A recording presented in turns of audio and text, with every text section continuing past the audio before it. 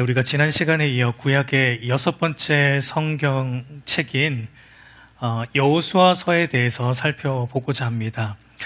여호수아서는 모세의 후계자인 여호수아의 인도 아래 출애굽 2세대들이 하나님께서 약속하신 가나안 땅으로 들어가는 그런 내용으로, 그러니까 하나님께서 아브람과 이삭과 야곱과 이스라엘 백성들에게 약속하신 말씀들이 하나도 남김없이 다 성취되는 것에 초점이 있다라는 것을 말씀드렸습니다.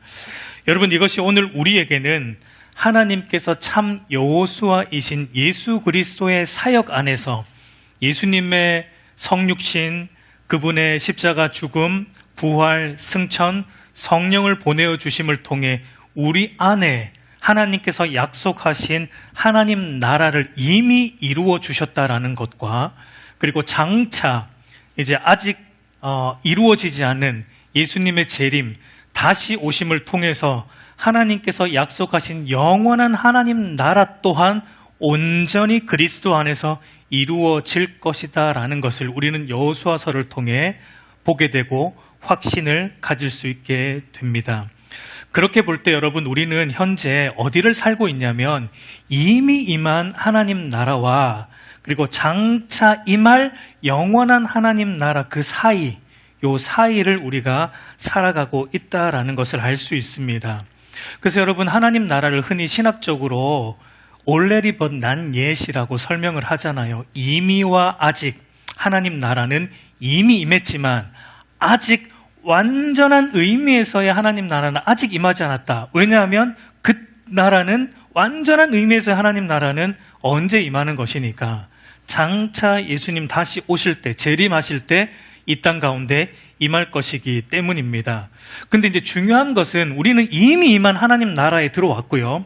이제 장차 임할 하나님 나라를 기다리면서 살아가고 있는데 요 중간에서 살아가는 우리들이 해야 할 일들이 있습니다. 이미 임한 하나님 나라와 장차 완전하게 임할 하나님 나라 사이에서 우리가 해야 되는 것은 뭐냐면 우리의 대적 사탄, 그리고 사탄이 왕노릇하는 이 세상의 가치 체계와 우리가 영적 전쟁을 해야 된다는 겁니다. 믿음의 싸움을 우리는 이 땅에서 싸워야 된다라는 것을 말하고 있어요. 그러니까 여러분, 여호수아에서 이제 이스라엘 백성들이 하나님의 약속하신 가나안 땅, 유업의 땅인 가나안 땅에 들어가려면 이들이 무엇을 하죠? 그냥 들어가진 않습니다. 그 땅을 차지하기 위해서 지금 무엇을 합니까? 이제 전쟁을 해야 돼요. 싸움을 해야 됩니다. 왜냐하면 그 가나안 땅은 하나님, 영원한 하나님 나라를 예표하는 거지 그 땅 들어가는 것 자체가 목적이 아니잖아요.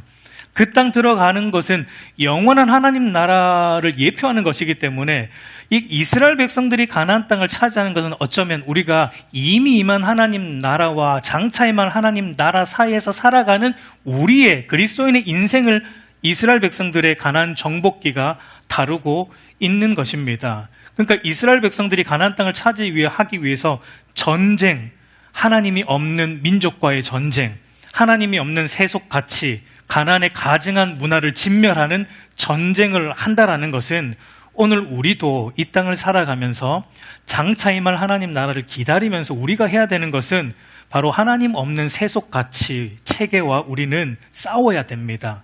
수용해서는 안 되고요, 받아들여서는 안 되고요, 동화되어서도 안 되고요, 배척하고 싸우는 이 영적 싸움을 오늘 우리가 치열하게 싸워야 된다라는 것을 여호수아서를 통해 우리가 깨닫게 되는 겁니다. 여러분, 여호수아서를 보면서 사람들이 가지는 두 가지의 좀 의문이 있어요. 하나는 뭐냐면 하나님께서 가나안 민족들이 이미 정착해서 살고 있는 가나안 땅을 어떻게 생각해 보면 빼앗아서 이스라엘 백성들에게 주는 것이 과연 정당한 것인가?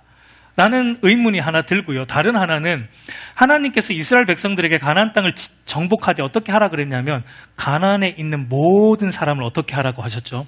하나도 남김없이, 어린아이 상관없이, 남녀노소 상관없이 하나도 남김없이 다 진멸해라. 그들을 조금도 불쌍히 여기지도 말라라고 말씀하셨는데 이걸 우리가 어떻게 이해해야 되는가? 어떤 면에서 너무 잔인한 처사가 아닌가? 이런 의문이 사실은 조금 이제 들게 됩니다. 그럼 여러분 먼저 하나님께서 가나안 땅을 이미 정착하여 살고 있는 가나안 민족에게서 빼앗아 이스라엘 백성들에게 주는 것이 정당한가요? 당연히 정당하죠. 물론 우리의 이성과 우리의 본성은 그래도 좀 그런데 이런 생각이 있을지라도 당연히 정당합니다. 왜냐하면 가나안 땅의 실질적 주인이 누구입니까? 가나안 민족이 아닙니다. 가나안 민족이 그 땅에 자리 잡고 살고 있다고 그 땅이 그 사람들 땅이 아니에요. 가나안 땅의 실질적 주인은 창조주 하나님이십니다. 하나님이 이 세상 모든 것을 창조하셨고 그 땅을 누구에게 주실지의 권한도 하나님께 있는 겁니다. 여러분, 가나안 땅을 가나안 민족에게 주시든지 아니면 이스라엘 민족에게 주시든지 아니면 또 다른 민족에게 주시든지 그건 하나님 뜻이에요. 하나님 소관이에요. 하나님의 절대 주권인 것입니다. 여러분, 우리가 잘 생각해야 됩니다. 우리 손에 있다고 우리 것이 아닙니다. 여러분의 이름을 아무리 거기에다가 적어 놓았다고 내 거, 최동적 거 적어 놓았다고 그게 내게 아니란 얘기예요. 하나님 겁니다. 모든 것은 하나님께 속한 것입니다. 근데 우리가 이걸 잊어버리죠. 그러니까 모든 것이 하나님께 속해 있기 때문에 그런 점에서 볼 때 가나안 땅을 하나님이 이스라엘 백성에게 주시는 것 정당한 겁니다. 그리고 나중에 또 이스라엘 백성에게 이 땅을 빼앗죠. 왜요? 이스라엘 백성이 죄를 지으니까 빼앗아서 또 다른 민족에게 넘겨주십니다. 땅의 주인은 하나님이시기 때문이에요. 다음으로 하나님께서 이스라엘 백성들에게 가나안 민족들을 심지어 어린아이들까지 남김없이 진멸해라. 조금도 불쌍히 여기지 말고 다 죽여라. 어떻게 이해해야 됩니까?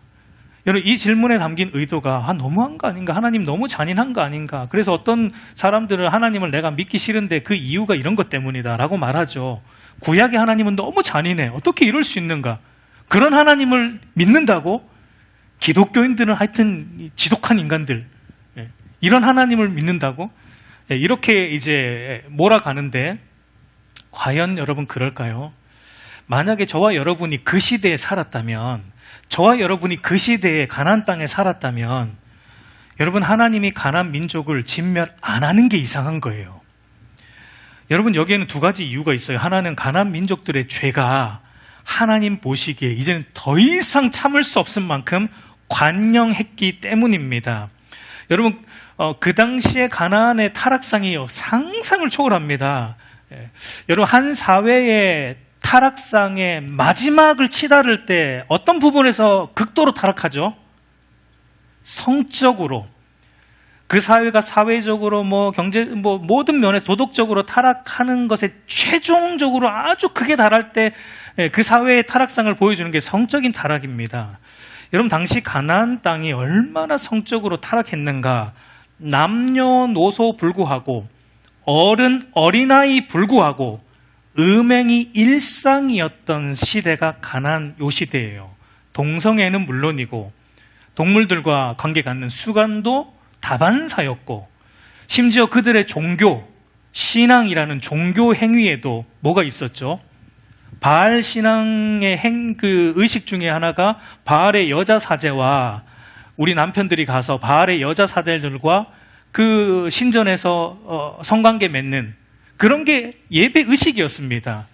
그러니까 여러분, 가나안 땅이 얼마나 타락했는가? 이거는 하나님이 이제는 심판을 안 하면 이상할 정도로 타락을 했기 때문에 하나님께서 이스라엘이라는 도구를 사용하신 것뿐이에요. 이스라엘이 이뻐서 이스라엘에게 이거를 그냥 주고 싶어서가 아니라 이스라엘이라는 도구를 들어서 가나안 민족을 심판하신 것뿐입니다. 무턱대고 빼앗은 게 아니에요. 이것은 가나안 민족의 죄악에 대한 하나님의 심판으로 정당한 처사였다라고 우리는 생각해야 됩니다. 여러분, 그리고 실질적으로 다 진멸하지도 않았어요. 우리가 잘 알지만 여호수아 2장을 보면 여호수아가 가나안 땅 정탐하려고 2명의 정탐꾼을 보내지 않습니까? 근데 그 2명의 정탐꾼이 들어가자마자 들켰어요. 정탐꾼의 스킬은 안 들키는 건데 그들은 들어가자마자 들켰습니다. 그래서 누구의 집에 숨게 되죠? 가나안 기생 라합의 집에 숨게 돼요. 근데 여러분, 그 기생 라합이 어떻게 됩니까? 기생 라합이 복음을 받아들입니다. 하나님을 믿게 돼요. 그래서 나중에 여러분, 기생 라합이 누구랑 결혼하는지 아십니까? 유다 지파 사람 살몬과 결혼하게 되고 그 기생 라합의 족보에서 누가 태어나죠? 예수님이 태어나요. 그러니까 여러분 다 진멸한 것도 아니에요. 그러니까 하나님이 가나안 사람이라고 무조건 다 진멸한 것이 아니라 회개하고 돌이켜 하나님을 믿는 가나안 사람들은 받아들인 겁니다. 이스라엘 일원으로 공동체로 받아들인 것을 보게 됩니다. 여러분 여담으로 여러분 그 기생 라합과 결혼한 살몬이 누구였는가? 뭐 이게 성경에 나오진 않는데요. 학자들이 말하길 그 정탐했던 두 사람 중에 한 명, 정탐으로 들어갔다가 가나안 그 기생집에 들어간 그 두 사람 중에 한 명이 살몬이었다라고 학자들이 말합니다. 전쟁 중에서도 사랑은 꼽히는 겁니다, 여러분. 전쟁 중에서도 하나님이 예비하신 사람은 만나게 되고 꼽히게 되고 그 족보를 통해 예수님이 오게 되는 놀라운 일이 일어나는 것을 보게 되죠. 그러니까 여러분 가나안 사람을 다 진멸한 게 아니에요. 믿는 자들, 그러니까 그 죄로부터 돌이켜 회개하고 주님께 돌아온 자들은 하나님이 받아들인 겁니다. 그러니까 무조건 진멸하는 것은 아니었어요. 그러니까 여러분 가나안을 진멸하라는 하나님의 명령의 의도는 죄에 대한 심판이지 그 사람들에 대한 어떤 진멸이 아니었다라는 것을 우리는 알아야 됩니다. 그리고 또 하나의 이유가 왜 가나안 민족들을 진멸하고 그들의 우상들을 진멸하고 가증한 문화를 다 진멸하라는 그 이유가 나중에 이스라엘 백성들이 그 땅에 들어가고 난 이후에 그들의 신앙의 순전성을 잃어버릴 것이 염려되었기 때문에, 우려되었기 때문에 하나님께서 그 모든 가증한 것들 다 진멸하라라는 명령을 했습니다. 그러나 여러분 우리가 잘 알지만 이스라엘 백성들이 나중에 어떻게 돼요? 다 진멸 안 했죠. 진멸해야 될 것도 안 했어요. 이스라엘 백성들이 그들의 가증한 문화를 다 쫓아내지 않았습니다. 그 결과 어떻게 되었습니까? 하나님께서 우려하신 대로 그들이 그들의 가증한 문화를 흡수합니다. 동화됩니다. 신앙의 순전함을 다 잃어버립니다. 그래서 하나님도 섬기면서 또 누구도 섬기죠? 바알도 섬깁니다. 하나님을 아예 버리진 않아요. 왜요? 그들의 뿌리가 하나님 신앙이기 때문에 하나님은 못 버려요. 그럼에도 불구하고 하나님을 섬기면서 동시에 바알도 섬깁니다. 하나님도 섬기고 동시에 세속적 가치도 따라 삽니다. 그래서 혼합주의 신앙으로 물들어서 결국은 하나님의 심판을 받게 되고 가나안 땅에서 쫓겨나게 되는 것을 우리는 성경을 통해 보게 됩니다. 그러니까 여러분 가나안 땅을 이스라엘 백성들에게 주는 것도 하나님이 땅의 주인으로 정당한 거고 가나안 사람을 심판하는 것도 공의의 하나님으로서 죄에 대한 심판이 당연한 것이기 때문에 그것도 당연한 것입니다. 절대 그 이상한 게 아니다.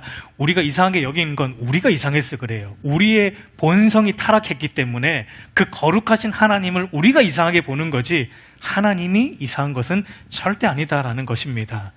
여러분 지난 시간 우리가 여호수아서를 구성하는 네 부분 중에 첫 번째와 두 번째 부분을 살펴보았습니다. 첫 번째 부분은 우리 1장에서 5장까지로 정복 준비, 키워드는 건너가라, 건너라, 요단강을 건너 이제 약속하신 땅으로 들어갈 준비를 해라라는 건데 여러분 들어가기 위해서 이들이 무엇을 준비해야 되는가? 하나님이 준비하라라고 하신 게 딱 하나 있었죠. 그게 무엇입니까?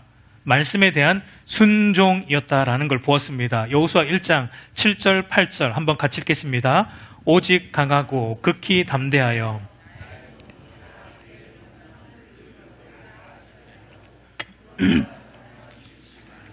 그리하면 어디로 가든지 형통하리니 이 율법책을 내 입에서 떠나지 말게 하며 주야로 그것을 묵상하여 그 안에 기록된 대로 다 지켜 행하라.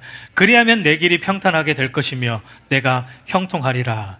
여러분 하나님께서 가나안 정복을 위해 너희가 준비해야 될 거 하나 있는데 무기 준비하고 군사 전략 짜고 뭔가 체계를 갖추는 군사 체계를 갖추는 거 아니고 이거 준비해라. 뭐죠?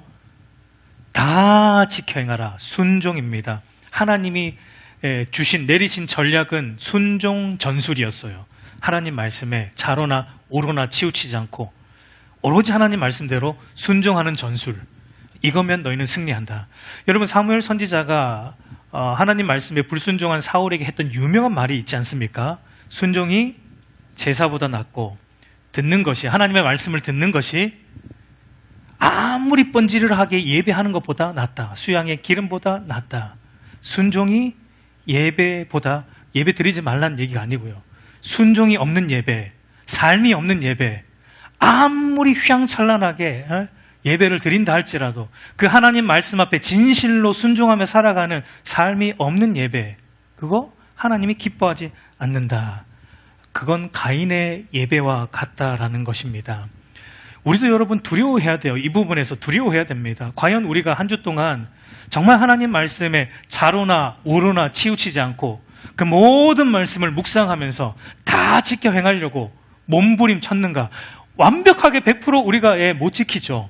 근데 그거를 합리화하지 않고 내가 못 지키니까, 나는 죄인이니까 어쩔 수 없지라고 합리화하지 않고 못 지킴에도 불구하고 몸부림치며, 내가 못 지킬 때는 여러분 애통해하고 하나님 앞에 부르짖고 그러면서 하나님 말씀대로 살려가려는 순종 전술로 내가 살았는가? 그렇게 나오는 예배를 하나님 기뻐 받으세요. 그게 이 자리에서 진실로 하나님이 받으시는 아벨의 제사 같은 예배가 되는 것입니다. 저와 여러분이 그런 예배로 하나님 앞에 나아가는 은혜가 있기를 간절히 소망합니다. 이게 여러분 첫 번째 하나님이 강조했던 첫 번째 부분의 핵심이었습니다. 두 번째는 이제 6장에서 12장으로 가나안 정복 전쟁에 대한 실질적인 내용인데, 키워드는 이제 취해라. 그 땅에 이제 들어가서 너희가 순종함으로 그 땅을 취해라라는 게 두 번째 핵심이었던 걸 보았습니다. 그러니까 하나님이 취해라. 근데 취함의 방법은 순종이다라는 걸 확인시켜 주는 내용이 두 번째 부분이었죠. 여러분, 이것도 우리의 삶에 동일합니다. 절대로 무너지지 않을 것 같은 그 난공불락의 성 여리고성이 하나님 말씀대로 순종하니까 모래성처럼 맥없이 무너졌듯이 저와 여러분의 삶에 절대 해결될 것 같지 않은 난공불락의 문제도 말씀대로 믿고 순종하면 언젠가는 여러분 무너진다. 언젠가는, 바로 아닐지라도 언젠가는 무너집니다. 그러니까 여러분, 저와 여러분들이 해야 되는 게 당장 무너지지 않는다라고 여러분 포기하지 마세요. 하루 돌고 이틀 돌고 6일 돌았는데 안 무너진다? 포기하지 마세요. 7일째 무너집니다. 여러분, 7일째 무너지는 거예요. 끝까지 인내함으로 말씀대로 순종하며 살아가면 하나님께서 저와 여러분들의 삶을 얼마나 아름답게 역사해 가는지 우리가 경험하게 될 것입니다. 그래서 히브리서 기자가 이렇게 말합니다. 히브리서 10장 36절 한번 같이 읽겠습니다. 너희에게 인내가 필요함은 너희가 하나님의 뜻을 행한 후에 약속하신 것을 받기 위함이라. 여러분, 하나님이 약속하신 걸 받기 위해서 뭐가 필요하다고요? 인내가 필요합니다. 인내가 필요해요. 우리에게 부족한 게 뭐죠? 인내예요. 특히 우리 한국 사람에게 부족한 게 인내예요. 빨리 받고 싶어. 하나님이 약속한 거 빨리 받고 싶어요. 빨리 받고 싶은데 하나님의 방법은 여러분 인내가 필요해요. 왠지 아십니까? 인내를 통해 우리 안에 뭘 만들어내시려고요?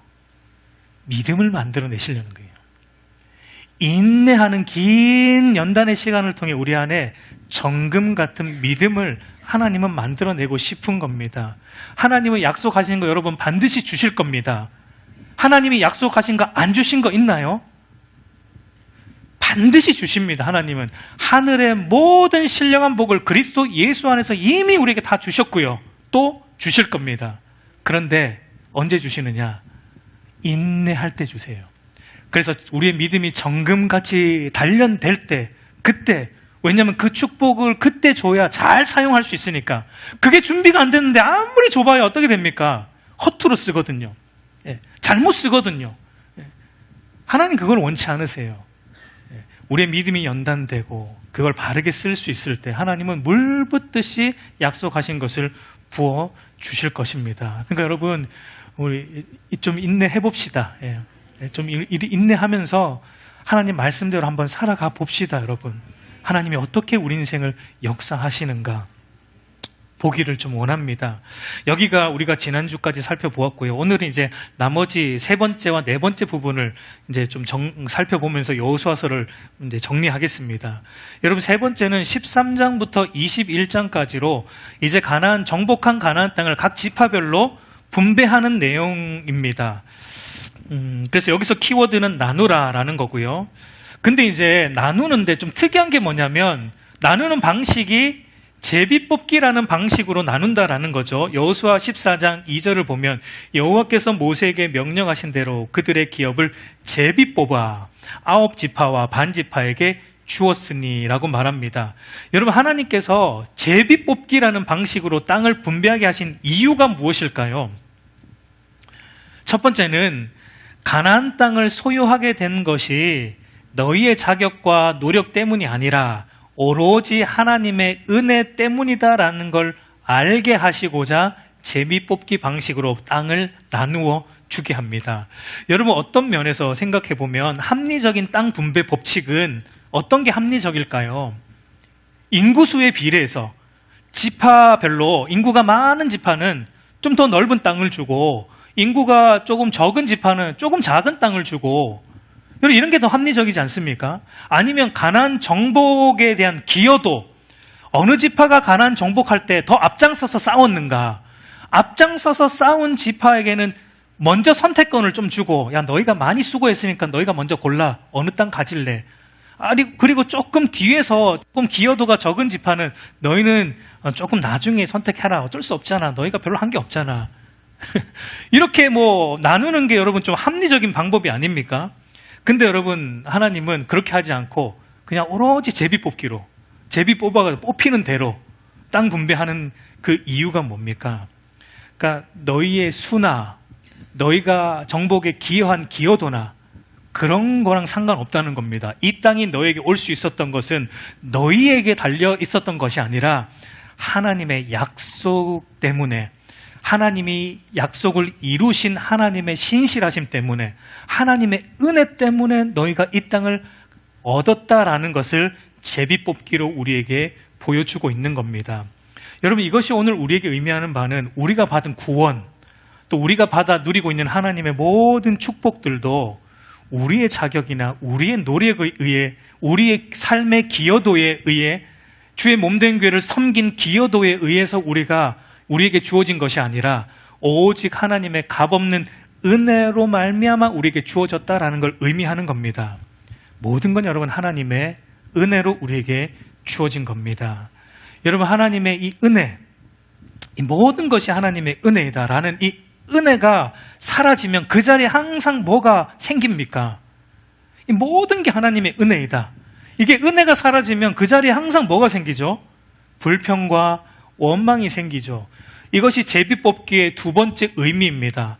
여러분, 땅 분배 이후에 혹시 있을 모를 불평과 원망의 싹을 하나님은 잘라내시기 위해 제비뽑기 방식을 취합니다. 여러분, 가나안 땅을 수식하는 어떤 그 수식어가 뭐죠? 젖과 꿀이 흐르는 땅이잖아요. 가나안 땅은 젖과 꿀이 흐르는 땅이지만 여러분, 상대적으로 보면 좋은 땅이 있을 거고 상대적으로 좀 가나안 땅 중에도 좀 안 좋은 땅이 분명히 있을 거 아닙니까? 그렇기 때문에 여러분, 땅 분배가 다 끝난 이후에 지파들 안에 이런 생각이 들 수 있습니다. 왜 우리는 이런 땅을 주는가? 우리 지파 수는 이 정도인데 왜 이렇게 작은 땅을 주는가? 우리는 정말 좀 비옥한 땅을 원했는데 왜 덜 비옥한 땅을 주는가라는 불평, 원망이 이들 안에 일어날 수 있는데, 하나님이 제비뽑기라는 방식, 제비뽑기는 하나님이 하셨다라는 거거든요. 하나님이 뽑아서 주셨다라는 거기 때문에 이들의 불평과 원망에 대한 싹을 하나님이 자르시고자 내가 준 거야. 너희가 뽑은 게 아니고 너희의 기여도에서 뽑은 게 아니라 내가 너에게 준 거다라는 의미로 제비뽑기를 했다라고 볼 수 있습니다.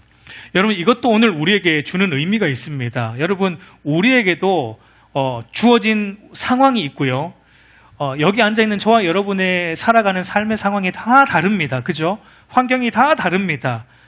우리에게 주어진 환경과 상황이 다 다릅니다. 근데 여러분, 우리가 언제 우리가 처한 상황과 환경에 대해 불평을 하게 되고 원망을 언제 하게 되죠? 우리가 뭘 잃어버릴 때 그걸 하게 됩니까? 하나님이 이 상황을 나에게 주셨다라는 걸 잃어버리면, 그리고 그것조차도 하나님의 은혜이다라는 걸 잃어버리게 되면 우리는 내가 처한 환경과 상황에 대해 불평을 하게 되고 원망을 하게 돼요.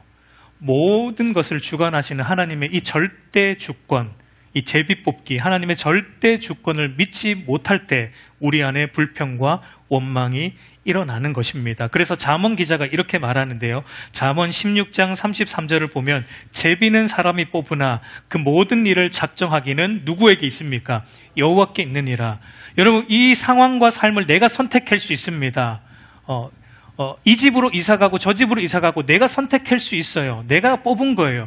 그러나 그 모든 걸 작정하시는 분은 하나님이십니다. 비록 내가 원치 않는 상황에 나의 행동으로 인해 처했을 수 있습니다. 그러나 그걸 일어났다면 허락하신 분은 하나님이십니다. 여러분, 그렇다면 여러분, 하나님이 허락하셨으면 어떻게 하신다는 겁니까? 하나님이 끝까지 책임지신다. 그렇다고 여러분 막살난 얘기는 아니에요. 하나님 책임지실 거니까 나는 그냥 알아서 막 그냥 질러 이제. 그렇게 하라는 얘기는 아니에요, 여러분. 우리도 믿음에 반응해서 말씀에 순종하며 신중하게 살아야 됩니다. 신중하게 살아야 돼요. 그러나 내가 그렇게 살았는데 내가 원치 않는 상황이 왔을 때 그때 우리는 봐야 돼요. 하나님께서 허락하셨으면 하나님이 책임지신다라는 하나님의 절대 주권, 하나님의 섭리하심, 그리고 하나님의 은혜, 이 관점으로 우리의 모든 상황을 볼 때 우리는 불평과 원망을 하지 않을 수 있고 그 상황에서 자족하며 기쁨과 감사로 살아갈 수 있는 것입니다. 하나님은 이스라엘 백성들이 그렇게 살길 원하셨어요. 그래서 제비뽑기라는 방식으로 땅을 분배합니다. 그리고 이제 마지막 여호수아 네 번째 부분으로 보면 22장에서 이제 24장인데요. 여기는 여호수아의 유언적 설교가 나오고 죽음이 나옵니다. 키워드는 섬기라예요. 오늘 여기에 좀 집중을 하고자 합니다. 여러분, 가나안 땅을 분배받음으로 이제 가시적인 하나님 나라로서의 조건을 다 갖춘 이스라엘에게 앞으로 이제 중요한 것은 거룩한 제사장 나라로서의 사명을 감당하는 것, 그래서 열방의 복의 통로가 되는 것인데 그 사명을 감당하려면, 열방의 복의 통로가 되려면 너희가 어떻게 살아야 되는가? 너희가 돈 많이 벌어서 돈을 나눠주면 되는가? 하나님, 그렇지 않다. 너희가 열방의 복이 되려면 어떻게 살아야 되는가? 너희가 구별되어야 된다. 하나님만 섬겨야 된다라는 걸 말하는 것이 여호수아가 죽기 전에 유언적으로 설교하는 내용입니다. 여러분, 그 핵심 부분이 오늘 우리가 읽은 24장 14절 15절인데요. 우리 한번 같이 읽어보겠습니다. 그러므로 이제는 여호와를 경외하며 온전함과 진실함으로 그를 섬기라. 너희의 조상들이 강 저쪽과 애굽에서 섬기던 신들을 치워버리고 여호와만 섬기라. 만일 여호와를 섬기는 것이 너희에게 좋지 않게 보이거든 너희 조상들이 강 저쪽에서 섬기던 신들이든지 또는 너희가 거주하는 땅에 있는 아모리 족속의 신들이든지 너희가 섬길 자를 오늘 택하라. 오직 나와 내 집은 여호와를 섬기겠노라. 여호와만 섬기라 라는 여호수아의 마지막 권면에 여러분, 이스라엘 백성들이 뭐라고 대답을 하냐면 16절, 24장 16절을 보면 이스라엘 백성들이 여호수아의 설교를 듣고 이렇게 이제 답을 합니다. 같이 읽어볼까요? 우리가 결탄코 여호와를 버리고 다른 신들을 섬기지 아니하겠습니다. 아멘. 우리가 결탄코 여호와를 버리고 다른 신들을 섬기지 않겠습니다. 대단한 믿음의 결단을 하죠. 근데 여러분, 이제 재밌는 게 나옵니다. 그 다음에 여호수아의 반응이에요. 우리 19절 말씀도 한번 같이 읽어볼까요? 여호수아가 백성에게 이르되 너희가 여호와를 능히 섬기지 못할 것은 그는 거룩하신 하나님이시요 질투하시는 하나님이시니 너희의 잘못과 죄들을 사하지 아니할 것임이라. 여러분 보세요. 오직 여호와만 섬기겠다라고 이스라엘 백성들이 말을 했습니다. 여호수아가 오직 나와 내 집은 여호와를 섬길 거야. 너희도 택해. 그러니까 이스라엘 백성들이 우리도 여호와만 섬길 겁니다. 우리도 오직 여호와만 섬길 겁니다. 다른 신들 다 버리고 여호와만 섬길 겁니다라고 이들이 고백을 했어요. 결단을 합니다. 근데 여호수아가 지금 뭐라고 말합니까? 아니, 너희는 절대 여호와를 섬기지 못할 거야 라고 지금 그들의 신앙의 결단에 초를 치고 있는 걸 우리가 지금 보게 됩니다. 여러분, 근데 이스라엘 백성들이 또 뭐라고 하는지 한번 보세요. 21절을 보면 이스라엘 백성들이, 여호수아가 이스라엘 백성들에게 너희는 못할 거다 라고 말하니까 이스라엘 백성들이 여호수아에게 이렇게 말합니다. 21절을 보면 백성이 여호수아에게 말하되 아니니이다. 우리가 여호와를 섬기겠나이다. 여호수아가 너희는 못할 걸? 아니에요. 우리는 할 겁니다. 이렇게 말하고 있는 겁니다. 여러분, 이게 어떤 상황입니까? 여호수아가 오히려 믿음이 없어 보입니다. 이스라엘 백성들이 더 믿음이 있어 보여요. 우리는 여호와를 섬길 겁니다. 여호수아는 너희 못할 거야. 아니에요, 우리는 할 겁니다. 지금 이런 상황이 지금 계속 오가고 있는 겁니다. 여러분 한번 생각해 보세요. 만약 제가 여러분들에게 여호와만 섬기십시오, 하나님만 섬기십시오라는 설교를 했습니다. 그리고 설교 끝나고 여러분이 은혜 받아서 네 목사님 이제 우리가 여호와만 섬기겠습니다 라고 여러분이 저에게 말해준다면 저는 여러분에게 뭐라고 말할 것 같습니까? 맞습니다. 네, 맞습니다. 예, 우리 함께 힘내서 여호와만 섬깁시다. 예, 집사님, 장로님, 권사님, 예, 우리 함께 여호와만 섬기면 신앙생활을 살아보십시다라고 제가 말하는 게 정상이 아닙니까? 근데 여러분이 여호와만 섬기겠습니다라고 저에게 말해줬는데 제가 이렇게 말합니다. 여러분은 못할 거예요. 예, 여러분은 그럴 만한 위인들이 못 됩니다. 예, 여러분은 절대 여호와만 못 섬깁니다 라고 말한다면 여러분이 속으로 뭐라고 생각하시겠어요? 왜 저러나? 우리 목사님 더위를 심하게 먹었구나 라는 그런 욕을 하겠죠. 속으로. 여러분, 지금 여호수아가 어떤 면에서 그렇게 하고 있는 거예요. 지금 이스라엘 백성들에게. 근데 여러분, 이게 이해가 됩니까? 여호와만 섬기겠다라고 말하는 이스라엘 백성들의 신앙의 결단에 왜 여호수아는 너희는 못한다라고 초를 치고 있는 겁니까? 사실 여러분, 오늘 본문 이 24장을 이해하는 키가 여기에 있어요. 여호수아가 초를 치고 있는 게 아닙니다. 오히려 여호수아는 이스라엘 백성들의 그 결단의 속내, 결단의 본질을 꿰뚫어 보고 있는 겁니다. 여러분, 무슨 말이냐면 지금 이스라엘 백성들이 우리가 여호와만 섬기겠습니다, 다른 모든 신들 버리고 여호와만 섬기겠습니다라는 이 결단이 입술의 결단이라는 거예요. 입술에만 그치는 결단이라는 것을 여호수아는 지금 꿰뚫어 보고 있는 겁니다. 그것을 어떻게 알 수 있습니까?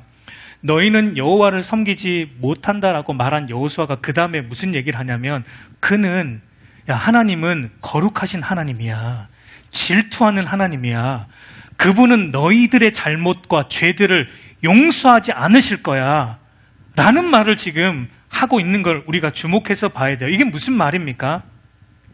지금 너희가 입술로 다른 신들 다 버리고 여호와만 섬기겠다라고 입술로 지금 찬양하고 입술로 지금 고백하고 있는데 너희는 지금 거룩하신 하나님을 기만하고 있잖아. 너희는 지금 질투하시는 하나님을 기만하고 있잖아. 하나님이 너희의 죄를 용서하지 않을 거야 라고 여호수아가 말하고 있는 겁니다. 근데 왜 여호수아가 이렇게 말하는가? 이들의 죄가 무엇인가? 여호수아서 24장 23절을 보세요. 좀 유심히 이 말씀을 보세요. 우리 같이 읽습니다. 여호수아가 이르되 그러면 이제 너희 중에 있는 이방 신들을 치워버리고 너희의 마음을 이스라엘 하나님 여호와께로 향하라. 여호수아가 뭐라고 말하죠? 너희 중에 있는 이방 신들을 치워버리고. 무슨 말입니까? 지금 이들의 안에 뭐가 있다는 겁니까? 이들의 마음속에, 이들의 집 곳곳에, 이들의 삶의 곳곳에, 이들 중에 뭐가 있다는 겁니까? 이방 신들이 즐비에 있다라는 거예요. 그러니까 여러분, 이들의 신앙 결단이 뭡니까? 삶에서는 하나님도 섬기고 이방 신들도 다 섬깁니다. 자기에게 도움이 된다 그러면 다 따라갑니다. 세속적 가치를. 근데 교회 와서는 뭐라고요? 하나님만 섬기겠습니다. 교회 와서는 뭐라고요? 두 손 들고 찬양하고 기도하고 눈물 흘리면서 내가 하나님만 섬기겠습니다. 근데 삶의 자리로 돌아가 보니까 이방 우상들이 그들의 삶의 질비에 있습니다. 세상 사람들이 여기로 가야 돼 하니까 따라갑니다. 이런 거 세속적 가치 이게 있어야지 세상에선 잘 살 수 있어라. 그러니까 그대로 따라갑니다. 교회 오면 어떻게 해요? 하나님만 섬길 거예요. 난 하나님만 섬길 거예요. 다른 우상들은 다 안 섬길 거예요. 근데 또 나가면 어떻게 해요? 다 끄집어들여. 다. 세속적 가치, 우상들, 온갖 것들 다 내 안으로 가지고 들어와서 섬깁니다. 교회 와서 우리는 하나님만 섬길 거예요. 여러분, 여호수아가 이걸 꿰뚫어 보고 있는 겁니다. 그래서 너희는 못한다. 너희가 지금 거룩하신 하나님을 기만하고 있잖아. 하나님이 너희의 죄를 절대 용서하지 않을 거야 라고 여호수아가 이스라엘 백성들에게 말하고 있는 겁니다. 여러분, 이들의 신앙의 결단의 속내, 이들이 하나님만 섬기겠다라는 것은요, 하나님이 내게 복을 주니까 하나님을 섬기는 거예요. 근데 여러분, 세상을 살다 보니까 세상도 우리에게 복을 줘요. 바알도 우리에게 복을 줍니다. 이들이 가나안 땅에 들어가서 살다 보니까 바알 종교, 바알은 풍요의 신이거든요. 바알을 믿으니까 풍요가 와요. 수확이 잘 돼요. 그러니까 이들이 바알도 따라가요. 하나님도 섬기고 바알도 섬깁니다. 혼합주의 신앙입니다. 여러분, 여기에서 우리는 이스라엘 백성들의 이런 모습 속에서 저와 여러분의 모습을 보게 됩니다. 어쩌면 이 모습이 우리의 모습 아닌가요? 저도 예외는 아닐 겁니다. 어쩌면 이 모습이 우리의 모습 아닙니까? 오늘 이렇게 우리가 오전 예배부터 오후 예배까지 이렇게 예배 드립니다. 그리고 찬송합니다.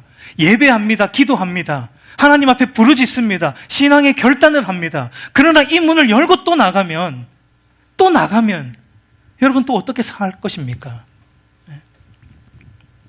또 이 문을 열고 나가면 여러분들이 실질적인 삶의 자리로 가면, 그 세상과 부딪혀야 하는 삶의 자리에 가면 여러분 또 어떻게 살아가냐고요. 그 세상 가치관 또 따라가냐고요. 아니면 정말 그 세상에서 손해보고 세상에서 이렇게 안 살면은 미련하다는 소리를 들을지라도 오직 여호와만 섬기겠다는 이 신앙의 결단을 유지하고 지키면서 살아갑니까? 여러분, 우리는 하나님 앞에 진실되게 고백해야 돼요. 함부로 고백해서는 안 됩니다. 이들의 입바른 고백에 여호수아는 너희가 하나님을 기만하고 있다라고, 하나님이 너희의 죄를 용서하지 않는다라고 말씀하고 있는 겁니다.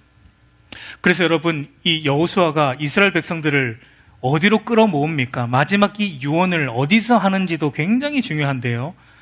24장 1절을 보면 여호수아가 이스라엘 모든 지파를 세겜으로 모으고 세겜 땅에서 이 유언을 합니다. 여러분, 이스라엘 사람들에게 세겜 땅이 주는 의미가 무엇인가? 여러분, 사실 세겜보다 더 중요한 장소가 많죠, 이스라엘 백성들에게는. 그런데 왜 하필 여호수아는 세겜으로 이들을 끌어모읍니까? 여러분, 역사적으로 이제 거슬러 올라가 보면 하나님이 아브람을 부르셔서 약속의 땅으로 가라고 했을 때 아브람이 처음 도착한 땅이 어딜까요? 세겜 땅입니다. 그리고 그 땅에서 아브람이 뭘 합니까? 제단을 쌓습니다. 그 땅에서 우상을 버립니다. 아브라함이 그동안 섬겼던 우상을 버리고 제단을 쌓고 여호와를 섬깁니다.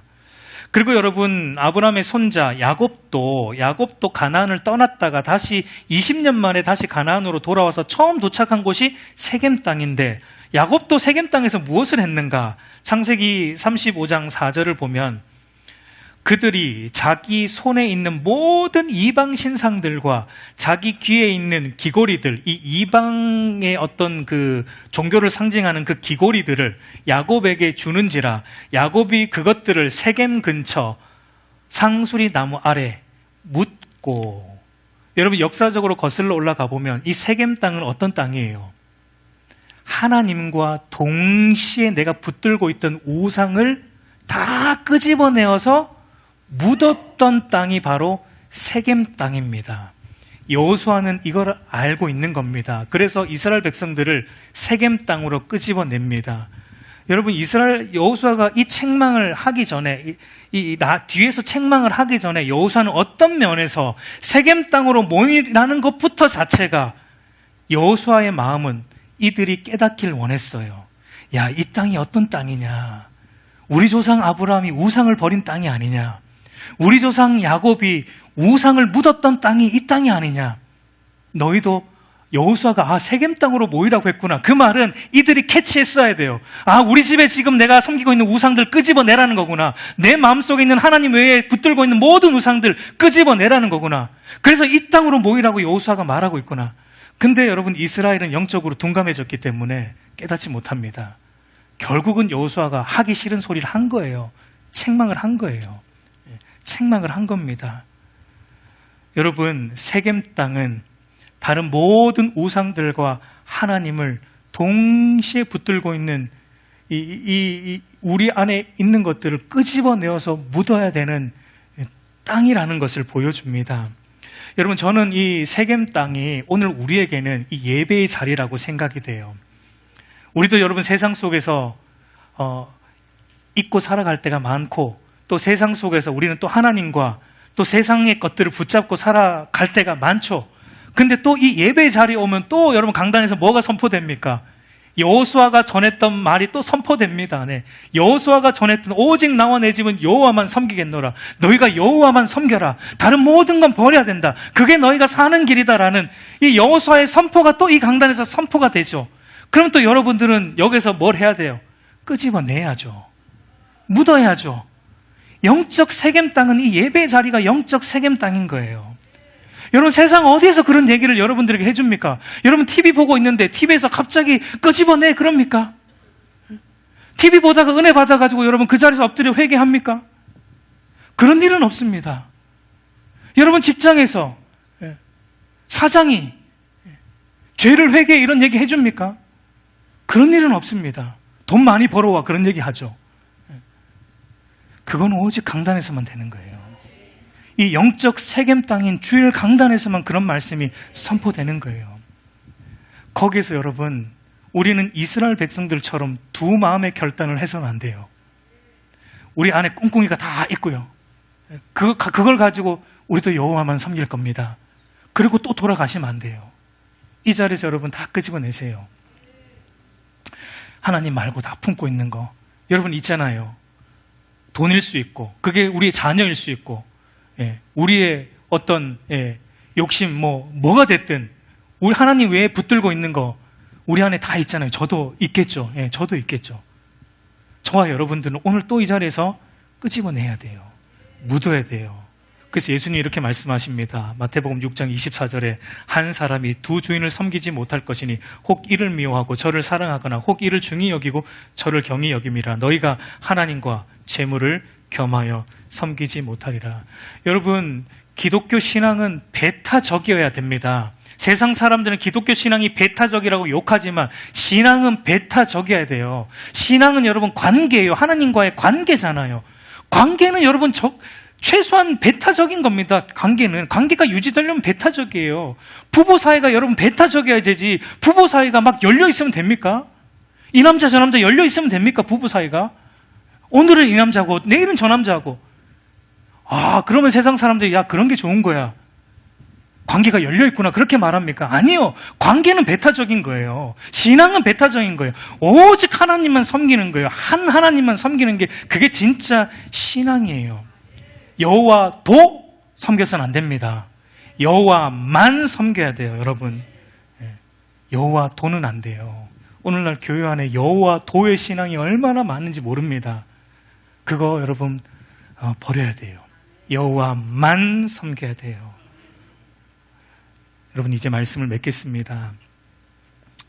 여러분 나에게 유익이 되기 때문에 세상 것들도 다 쫓아가고 그래서 여호와도 섬기는 거 여러분 이제 이 자리에서 묻어내고 또다시 이제 여호와만 섬기겠다는 바른 결단으로 저와 여러분 안에 영적 회복이 일어나는 은혜가 있기를 간절히 소망합니다. 여러분 그렇게 되지 않으면 우리가 이제 사사기를 통해 보게 될 텐데요. 이스라엘 백성들이 그렇게 안 살았거든요. 결국은 여호수아의 권면대로 여호와만 섬기지 않고 여호와도 섬기며 살다가 사사기 시대가 도래합니다. 사사기의 특징이 사사기 시대를 한마디로 영적 암흑기라고 말합니다. 여호와만 섬기지 않고 여호와도 섬기며 살아가는 그 영혼의 영적 암흑기가 찾아옵니다. 비참해지는 걸 우리는 사사기를 통해 또 보게 됩니다. 그러므로 여러분 저도 여호수아처럼 오늘 권면드립니다. 오직 나와 내 집은 여호와만 섬기겠노라. 여러분 택하십시오. 택하세요. 하나만 택하세요. 저쪽이든지 이쪽이든지 하나만 택하세요. 두 주인은 절대 못합니다. 오직 하나님만 섬기는 저와 여러분의 신앙이 되기를 우리 주님의 이름으로 축복합니다.